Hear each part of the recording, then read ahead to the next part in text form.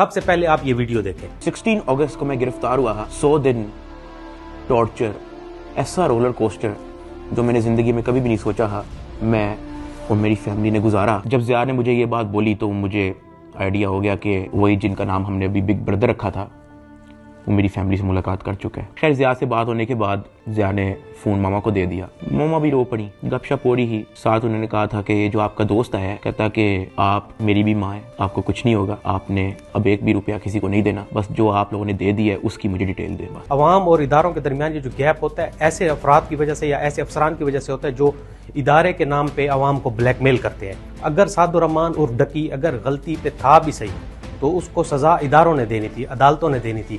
ये उसकी फैमिली के सामने उसकी तजलील करना, उसकी तौहीन करना, उसकी बेतौकीरी करना, इसका मकसद क्या था? माएँ बहनों के बारे में तो पाकिस्तान जैसे कल्चर में हमने ये सुन रखा है कि सांझी होती हैं। एक इदारे के मुलाजिम होने के बावजूद आप 8-9 करोड़ रुपए मुबैना 8-9 करोड़ रुपए की डिमांड कर रहे हैं। मैं DGFIA साहब से और मोहसिन नकवी साहब से ये दरख्वास्त करूंगा कि इस पे एक्शन ले ताकि आइंदा इस तरह की जुर्रत और जसारत दोबारा कोई ना कर सके। अब इससे मजीद लोगों को ये डर पड़ जाएगा कि अगर डकी के साथ ये हो सकता है तो कल किसी के साथ भी हो सकता है। इंकिशाफ डिजिटल के साथ मैं हूं ज़हीर बुखारी और कल मैंने एक सोशल मीडिया पे एक वीडियो देखी है। वैसे तो मैं किसी का फॉलोअर हूँ नहीं, लेकिन मैंने कल डकी भाई सादुर रहमान डकी भाई की वीडियो देखी है जो पाकिस्तान के सबसे बड़े यूट्यूबर हैं।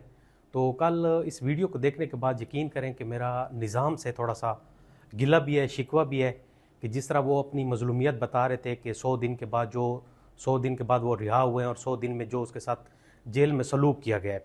तो ये यकीनन कि हमारे देखें अवाम और इदारों के दरमियान ये जो गैप होता है ऐसे अफराद की वजह से या ऐसे अफसरान की वजह से होता है जो इदारे के नाम पे अवाम को ब्लैकमेल करते हैं।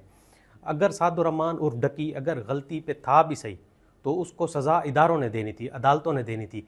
ये उसकी फैमिली के सामने उसकी तजलील करना, उसकी तौहीन करना, उसकी बेतौकीरी करना, इसका मकसद क्या था? ये तो अवाम और इदारे के दरमियान मज़ीद दूरियां पैदा करने का बायस बन रहा है। तो इसी मैं इसमें वज़ीर दाखिला मोहसिन नकवी साहब से भी ये दरख्वास्त करना चाहूँगा कि सर आप इस पर कोई kindly take some serious action के जो जिस तरह अवाम और अफवाज के दरमियान जिस तरह मोहब्बत का रवैया है इसी तरह अवाम और इदारों के दरमियान भी इसी तरह होनी चाहिए। लेकिन जिस तरह वो सादुर रहमान बता रहा था, अगर सादुर रहमान गलत भी था तो उसको सज़ा अदालतों ने देनी थी। ये नहीं कि आप उसकी फैमिली यानी स्पेशली उसकी माँ और बहन के सामने आप उसको तजलील करें, उसको जलील करें। माएँ बहनों के बारे में तो पाकिस्तान जैसे कल्चर में हमने ये सुन रखा है कि सांझी होती हैं।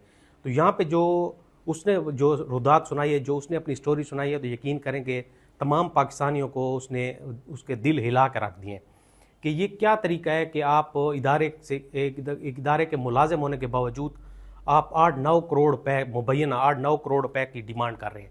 तो इसकी जितनी भी मजम्मत की जाए वो भी कम है। और मैं क्योंकि मोहसिन नकवी साहब के अंडर ही आती है FIA, मैं DGFIA साहब से और मोहसिन नकवी साहब से दरख्वास्त करूँगा कि इस पर एक्शन ले ताकि आइंदा इस तरह की जुर्रत और जसारत दोबारा कोई ना कर सके।